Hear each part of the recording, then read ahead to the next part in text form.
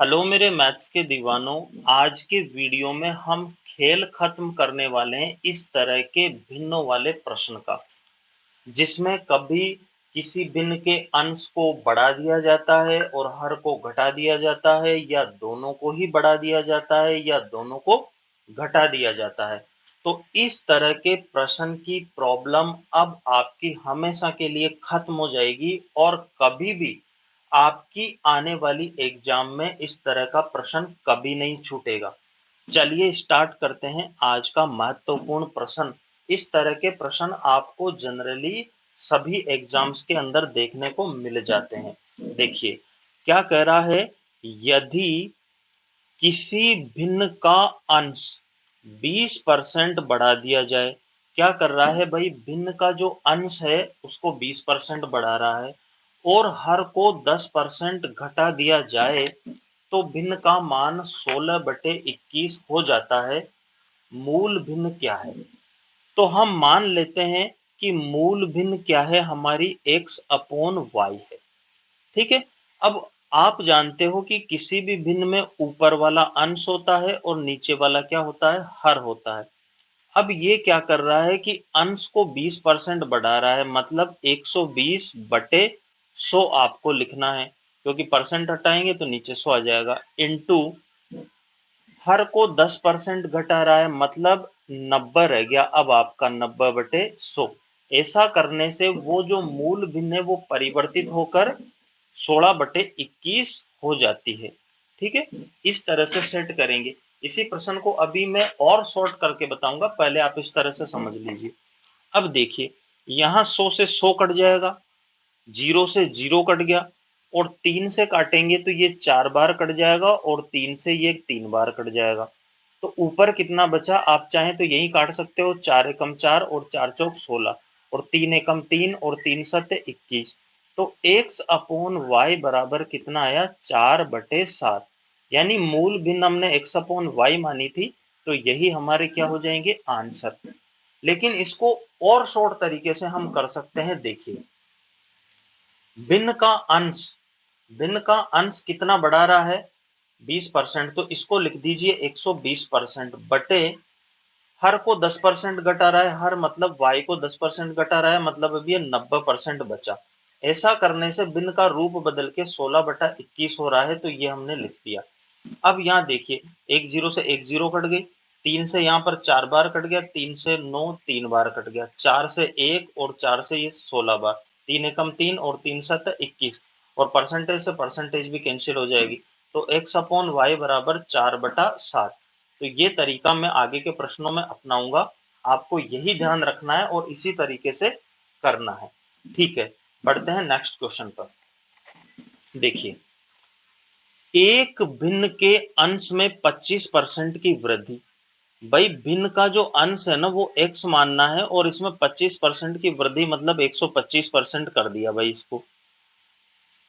तथा हर में 20% की कमी की, हर मतलब y में 20% की कमी, मतलब 80% रह गया, तो वह 5/4 हो जाती है। ऐसा करने से 5/4 बन जा रही है भिन्न। तो मूल भिन्न क्या है, मूल भिन्न को हमेशा x/y मानना है। तो देखिए कुछ कट रहा है, 5 से काटोगे तो ये 25 बार कट गया और 5 से ये 16 बार कट गया।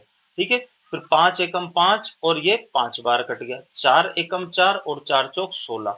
तो यहाँ क्या हो जाएगा, x/y बराबर 5/4 बचा, उधर जाके ये 4/5 हो जाएगा। तो यही हमारी क्या है, मूल भिन्न है। देखो ये 4/5 आंसर आ गया।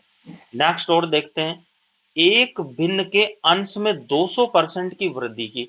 यानी भिन्न का जो अंश है x, उसमें कितने परसेंट की वृद्धि की, 200% की वृद्धि करी है भाई। तो ये आपको 100 में जोड़ के लिखना है। जैसे यहाँ 25% की वृद्धि करी थी ना, तो 100 में जोड़ के हमने 125 लिखा था। ऐसे ही यहाँ 200% की वृद्धि हो गई तो कोई दिक्कत नहीं, आप इसमें 100 और जोड़ो। तो इसको बना दिया, यानी x को टोटल अब बना दिया 300% बटे हर में 250% की वृद्धि कर दी गई। हर यानी y में भी कितनी वृद्धि कर दी गई, 250, और 100 जोड़ के और लिखेंगे तो ये हो गया 350%, यानी y को 350% बना दिया। तो वह भिन्न 2/3 हो जाती है। ऐसा करने से जो हमारी मूल भिन्न थी x/y वो 2/3 हो जाती है। अब क्या करना है, देखिए जो कट रहा है उसको काट देंगे हम। सबसे पहले 0 से 0 कट रहा है और 5 से ये 6 बार कट जाएगा, 5 से ये 7 बार कट जाएगा, फिर 2 से ये कितनी बार कट जाएगा, 3 बार। तो ऊपर तो क्या बचा, यानी इसको लिख देता हूं मैं x/y बराबर यहाँ 1 यानी 1/3 इंटू ये 3/7 है जो उल्टा हो जाएगा 7/3 हो जाएगा, तो 7/9 यानी मूल भिन्न थी जो कितनी थी 7/9 थी। ये हमारे आंसर हो जाएंगे।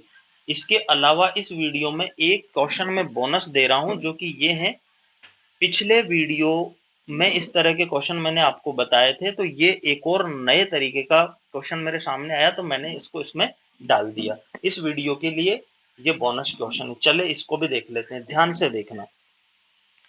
किसी परीक्षा के उत्तीर्णांक, उत्तीर्णांक का मतलब है मिनिमम पासिंग मार्क्स, कुल अंक के 2/5 है। कुल अंक के 2/5 है। क्या है, उत्तीर्णांक, यानी पास होने के लिए मतलब टोटल पूर्णांक का 2/5 चाहिए। इसको हम यूं कह सकते हैं कि यदि कुल पूर्णांक 5 का है तो पास होने के लिए 2 नंबर चाहिए सीधी भाषा में। तथा सविता ने कुल अंक के 1/4 ही प्राप्त किए, यानी उसने कितने प्राप्त किए, 1/4 प्राप्त किए। यदि पूर्णांक व प्राप्तांक में 750 अंकों का अंतर है तो बताओ कुल पूर्णांक क्या है। इस प्रश्न को मैं बिल्कुल कॉमन सेंस के तरीके से बताता हूं। मुझे बताओ कि उत्तीर्णांक कितना है, 2/5। अब इस 2/5 को आप परसेंटेज में कन्वर्ट करो तो कितना आ गया भाई, 40% उसको उत्तीर्णांक यानी उत्तीर्ण होने के लिए चाहिए। और उसने कितने प्राप्त किए, उसने 1/4 प्राप्त किए। इसको भी परसेंटेज में कन्वर्ट कर लो आप, यानी 25% प्राप्त किए, यानी उसने 25% प्राप्त किए और पास होने के लिए उसको 40% चाहिए थे। तो अब आगे प्रश्न क्या कह रहा है, यदि पूर्णांक व प्राप्तांक। अब पूर्णांक देखो, कोई यहां हम परसेंट में कैलकुलेट कर रहे हैं तो पूर्णांक यहाँ कितना हो गया, 100% हो गया, ठीक है ना। पूर्णांक यहाँ कितना हो गया, 100% हो गया, क्योंकि हमने ये परसेंट में कैलकुलेट कर लिया।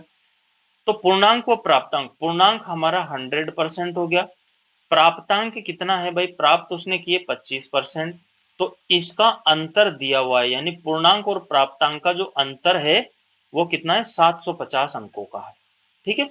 तो यानी 75% बराबर 750, तो 1% बराबर 10। अब पूछ क्या रहा है, तो बताओ कुल पूर्णांक क्या है। कुल पूर्णांक हमेशा 100% होता है, तो 100% बराबर 10 इंटू 100, मतलब कुल पूर्णांक कितना हो गया, 1000 हो गया। ये आपके आंसर हो गए। इसी प्रश्न को हम चाहें तो एक और तरीके से कर सकते हैं, उसको भी मैं बता देता हूं, ध्यान से देखिए। देखो उत्तीर्णांक ये है 2/5 है, ठीक है, और प्राप्त उसने किए कितने किए, 1/4।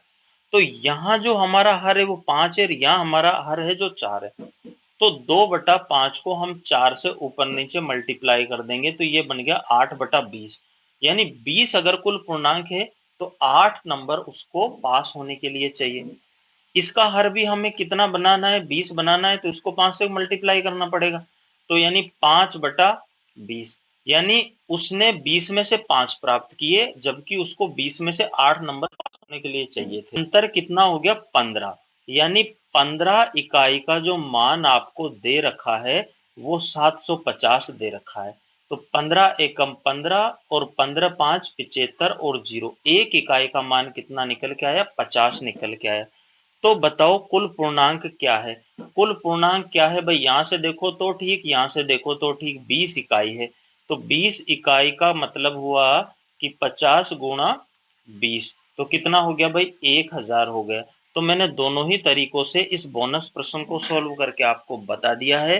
वीडियो यदि आपको पसंद आया है तो वीडियो को लाइक करें, चैनल को सब्सक्राइब करें और अपने दोस्तों को जरूर फॉरवर्ड करें। Thank you.